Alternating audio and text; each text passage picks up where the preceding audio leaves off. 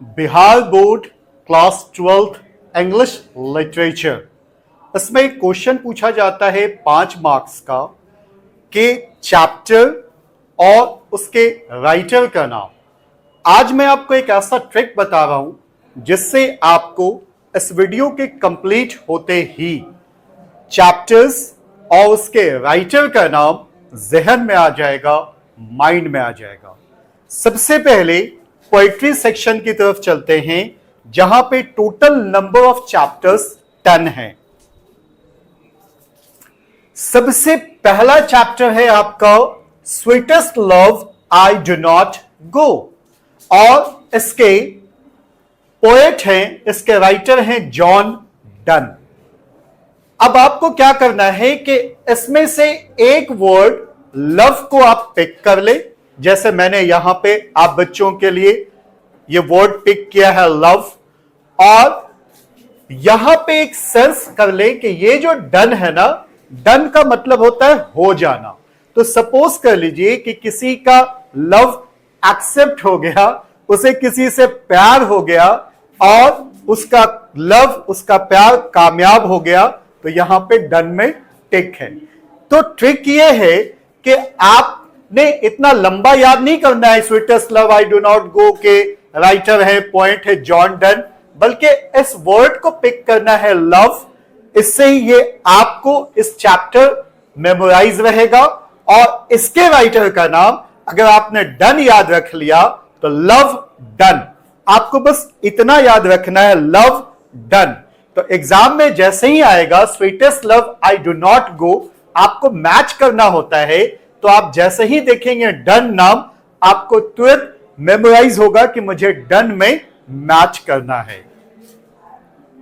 जैसे इसको एक और एग्जांपल से समझ सकते हैं कि इन्होंने इस ब्यूटीफुल लड़की को प्रपोज किया, यानी कि लव के लिए इन्होंने एग्रीमेंट मांगा, उनकी सहमति मांगी और ये तैयार हो गई, यानी डन, इनका प्यार कबूल हो गया, एक्सेप्ट हो गया, स्वीकार कर लिया गया। तो यहां से वर्ड उठाना है लव और याद रखना है डन। तो लव डन, आप जैसे ही इस वर्ड को याद रखेंगे, एग्जाम में जैसे ही मैच करने के लिए आएगा, आप आसानी से इसे मैच कर सकते हैं। और सेकंड है पोएम आपकी बुक में सॉन्ग ऑफ माई लाइफ। तो सॉन्ग ऑफ माई लाइफ के जो पोएट हैं वो है वॉल्ट विटमैन। इतना लंबा मत याद रखिए, सिर्फ एक वर्ड यहां से पिक कर लीजिए सॉन्ग। सॉन्ग का मतलब गाना। और ये जो विटमैन है ना, आप इसे कंसीडर कीजिए व्हाइट मैन से, यानी कि गोरा आदमी, एकदम गोरा चिट्टा सफेद आदमी जैसे ये पर्सन है। तो यहां पे सॉन्ग और यहां व्हाइट मैन याद रखेंगे तो एग्जाम में जैसे ही लिखा होगा सॉन्ग ऑफ माई सेल्फ, आप जहां व्हाइट मैन वर्ड आपके जहन में रहा तो आप आसानी से मैच करके सॉन्ग ऑफ माई सेल्फ को व्हाइट मैन से मिला सकते हैं। तो सॉन्ग व्हाइट मैन, तो कीवर्ड आपको पकड़ना है सॉन्ग, यानी चैप्टर में से हो गया ये, और वॉल्ट विटमैन की जगह पे आसानी से याद रखे जाने वाला जो वर्ड है वो है व्हाइट मैन। जैसे इसे एक और एग्जांपल से समझिए, ये सॉन्ग हो गया गाना, यहां से लिया मैंने, और ये देखिए एकदम गोरा चिट्टा खूबसूरत आदमी व्हाइट मैन गाने को प्रेजेंट कर रहा है। तो सॉन्ग व्हाइट मैन, इसको इस तरह से याद रख सकते हैं। तो आपको इतना लंबा नहीं याद रखना पड़ेगा। सॉन्ग ऑफ माई सेल्फ के राइटर हैं वॉल्ट विटमैन, बस सॉन्ग यहां से पिक करेंगे और व्हाइट मैन यहां से पिक करेंगे। थर्ड है now the leaves are falling fast. यह आपके बुक का थर्ड पोएम है कि अब पत्तियां बहुत तेजी से गिर रही हैं। इतना लंबा ना याद रख करके अगर आप इसे शॉर्ट में इस तरह से करते हैं कि यहां से आपने लीव्स वर्ड मेमोराइज कर लिया, याद कर लिया, लीव्स पत्तियां, तो पत्तियां कब गिरती हैं भाई? तो ऑटम में गिरती हैं, पतझड़ में गिरती हैं। तो यहां जो WH आउडन है ना, इसी आउडन से मिलता जुलता वर्ड है ऑटम, यानी कि पतझड़, और इसका रिलेशन है किससे? लीव से, पत्तियों से, क्योंकि पतझड़ के मौसम में ही पत्तियां गिरती हैं। तो यहां से मैंने वर्ड्स उठाया लीव्स और आउटम की जगह पे कर दिया आउटम, ताकि आप उसको से मिला सके, आप उसको कोरिलेट कर सके कि लीव्स आउटम। तो अब आप जब एग्जाम में अगर आपको आ जाता है मैच करने के लिए ये वाला पोएम कि now the leaves are falling fast, तो आपके जहन में रहेगा अच्छा लीव्स, सर ने आउटम बताया था। यहां पे 5 पोएट का नाम होगा, आपको एक से मैच करना है। अगर आपने आउटम याद रखा कि पत्तियां ऑटम पतझड़ में ही गिरती हैं और उसी से रिलेट करता वो वर्ड ये आउडन है, तो आप आसानी से मैच कर सकते हैं। नेक्स्ट है एक पोएम है आउटम, पतझड़, ये पोएम का ही नाम है और इसके लिखने वाले हैं जॉन कीट्स। अब आप इसको रिलेट कैसे कर सकते हैं कि ऑटम में, पतझड़ में आप देखेंगे कि बहुत सारे कीट फटंगे उड़ते हैं। कीट का मतलब कीट फटंगे। तो अब आप यहां पे एक कीट का आपको पिक दिया गया है, तो आपको याद करना है आउटम कीट्स, यानी आउटम ये चैप्टर का नाम हो गया और जॉन कीट्स इतना लंबा ना याद रख करके इसको रिलेट करना है कि पतझड़ में बहुत सारे कीट उड़ते हैं, तो आउटम कीट्स। और नेक्स्ट है एन एपिटाफ, ये एक नेक्स्ट पोएम है आपके बुक में और उसके राइटर है वॉल्टर डी ला मेयर। इतना लंबा नहीं याद करना है, यहां से ये जो वॉल्टर वर्ड है ना, उसी से रिलेट करता हुआ एक वर्ड आपको याद करना है, वाटर, पानी। और एपिटाफ में से यहां से आप गौर करेंगे कि PITA यहां से लिया गया पिता, पिता का मतलब फादर, ठीक है, पिताजी, और पिता क्या कर रहे हैं, पानी पी रहे हैं। तो पिता वाटर, यानी पिता, फादर क्या कर रहे हैं भाई, तो पानी पी रहे हैं। तो अगर आपको जैसे ही एग्जाम में एन एपिटाफ दिखता है, पिता वर्ड आपने मेमोराइज किया हुआ है, अब इतना लंबा नाम याद ना रख करके ये जो वॉल्टर है ना, इसी को शॉर्ट में याद कर लिया गया है वाटर। तो पिता वाटर, इसको कोरिलेट करना है। नेक्स्ट है द सोल्जर। द सोल्जर का मतलब हो गया सैनिक, और सोल्जर इस पोएम के लिखने वाले हैं रूपर्ट ब्रुक। अब सोल्जर क्या काम करते हैं, तो वह दुश्मनों के घर में घुसकर उसका दरवाजा तोड़ देते हैं, अंदर घुसते हैं और दुश्मनों पर वार करके उसे खत्म कर देते हैं। तो ये जो ब्रुक वर्ड है ना, इसी से रिलेट करता हुआ एक वर्ड है ब्रेक, तोड़ना। तो सोल्जर क्या करते हैं भाई, तो तोड़ देते हैं, दरवाजा तोड़ देते हैं। तो अब सोल्जर ब्रेक, यानी सोल्जर ने तोड़ा। तो अब आप द सोल्जर, ये जो पोएम है, इतना लंबा याद करने की जरूरत नहीं है कि इसके पोएट है, इसके राइटर है रूपर्ट ब्रुक। बस सोल्जर ब्रेक, अच्छा सैनिक आया है तो सैनिक का हो जाएगा तोड़ना। तो सोल्जर ब्रुक आप यहां से रिलेट करते हुए वर्ड में आसानी से मैच कर सकते हैं। नेक्स्ट है मैकेविटी द मिस्ट्री कैट। ये जो पोएम है, इसके लिखने वाले हैं, इसके पोएट हैं टीएस एलियट। हम इतना लंबा चैप्टर को याद नहीं करेंगे, हम एक वर्ड को मेमोराइज करेंगे, कैट। कैट का मतलब बिल्ली, तो कैट और टी, यानी कि बिल्ली जो है वो चाय की तरफ देख रही है। तो ये जो टीएस एलियट है, यहां से हमने इनका पहला लेटर ले लिया टी। तो कैट और टी, जैसे ही एग्जाम में इस तरफ आ गया मैकेविटी द मिस्ट्री कैट, और यहां पे 5 ऑप्शन दिया हुआ है मिलाने के लिए पोएट का, तो आप जैसे ही यहां पे आपको याद रहेगा अच्छा कैट इस पोएम के हैं टी, तो टीएस एलियट आप देखेंगे तो फटाक से आप टी में मैच कर सकते हैं। नेक्स्ट है फायर हिम। फायर आग, और आग को और कौन भड़का देता है, तो दारू। तो इस पोएम फायर हिम के लिखने वाले हैं केकी एन दारू वाला। तो यहां से फायर वर्ड लिया पोएम का, और इसके राइटर हो गए केकी एन दारू वाला। तो यहां से वर्ड उठाया दारू, तो आग को रिलेट किया दारू से कि आग में जब दारू डाली जाती है तो आग और भड़क उठती है। नेक्स्ट पोएम है स्नेक, और इसके राइटर है, इसके पोएट है डीएच लॉरेंस। अब ये जो पोएम है स्नेक, इसको हम ऐसे रिलेट करेंगे लॉ, कानून से। यहां से ये वर्ड लिया गया है लॉ, LAW। तो स्नेक लॉ यानी कि सांप का नियम, क्योंकि सांप का एक ही नियम है कि बस अपने दुश्मनों को देखो और उनको डस लो, तो सांप लॉ, तो स्नेक का लॉ। ये जब हम याद रखेंगे और हमें DH लॉरेंस दिखेगा तो हम यहां से इस वर्ड को पिक करेंगे और स्नेक से इसको कोरिलेट करेंगे, तो हमें इतना लंबा याद करने की जरूरत नहीं होगी। नेक्स्ट है माई ग्रैंड मदर्स हाउस, मेरी दादी का घर, और इसके पोएट हैं कमला दास। ये एक लेडी हैं जिन्होंने बहुत खूबसूरत पोएम लिखा था माई ग्रैंड मदर्स हाउस।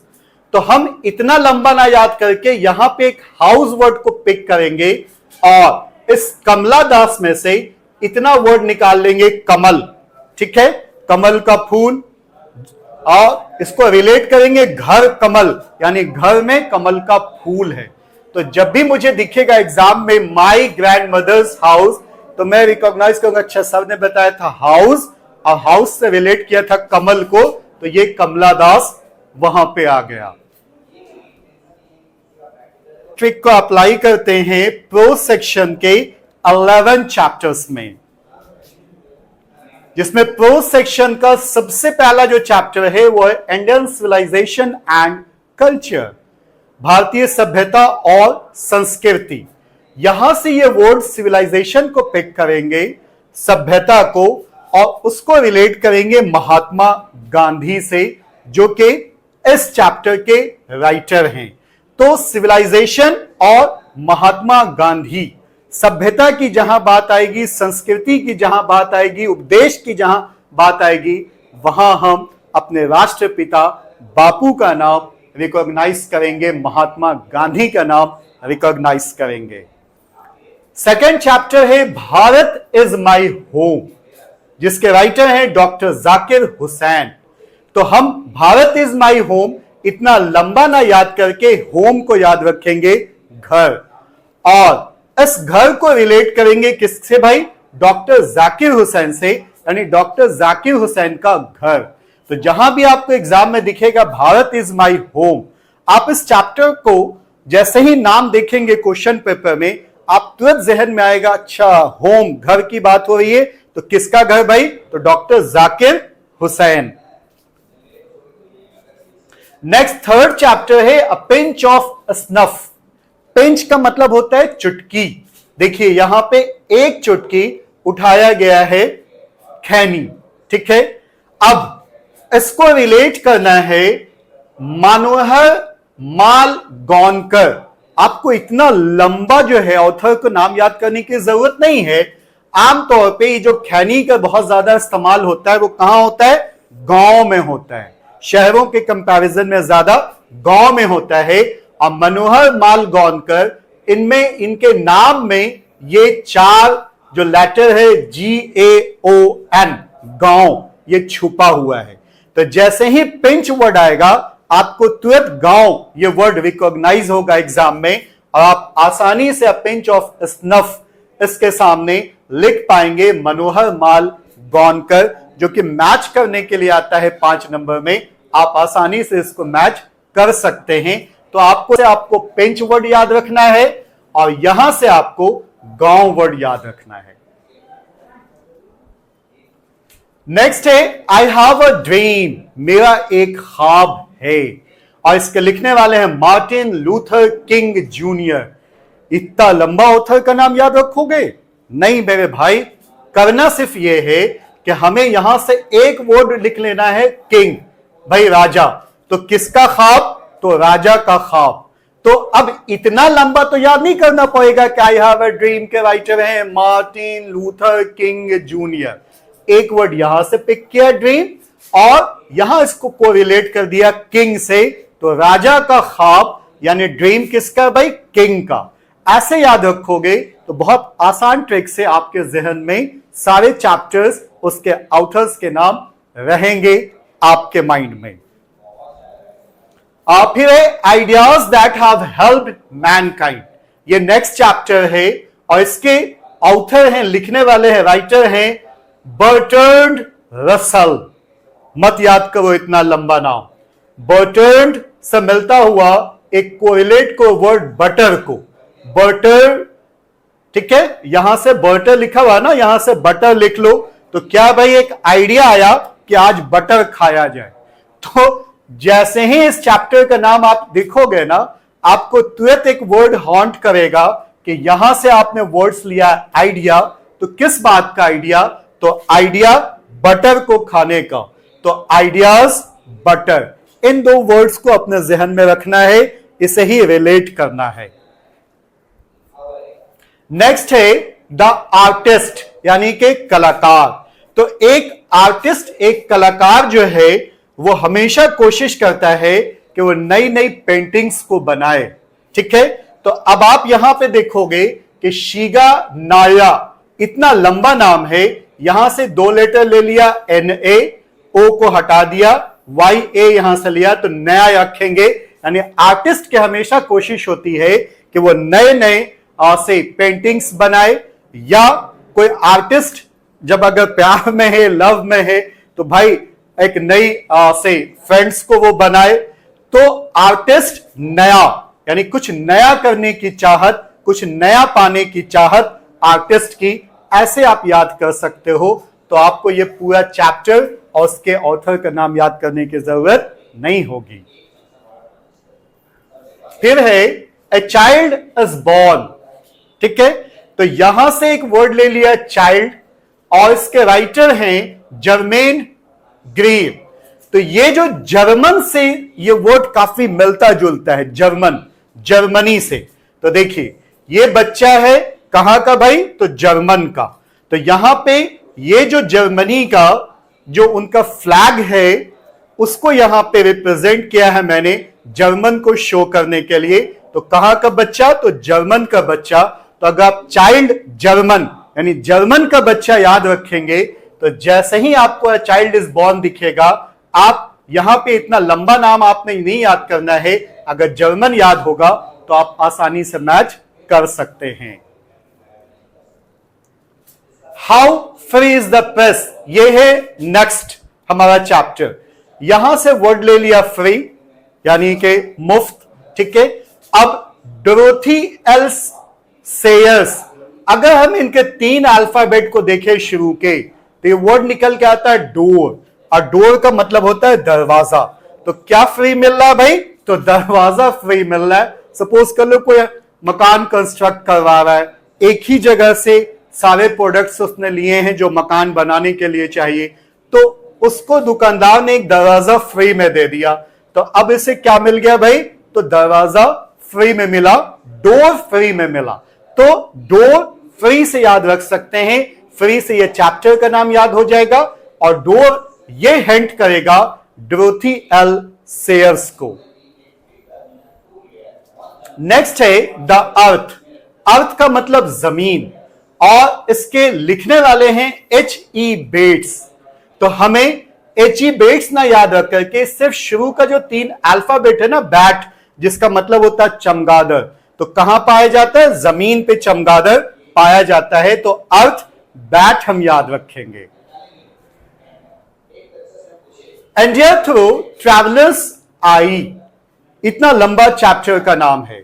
हम इसके लास्ट वर्ड आई को ले लेंगे, और पर्ल अस बक, इतना लंबा ना याद रखें कि हम इसके शुरू के वर्ड्स को ले लेंगे पर्ल, जिसके मानी होते हैं मोती।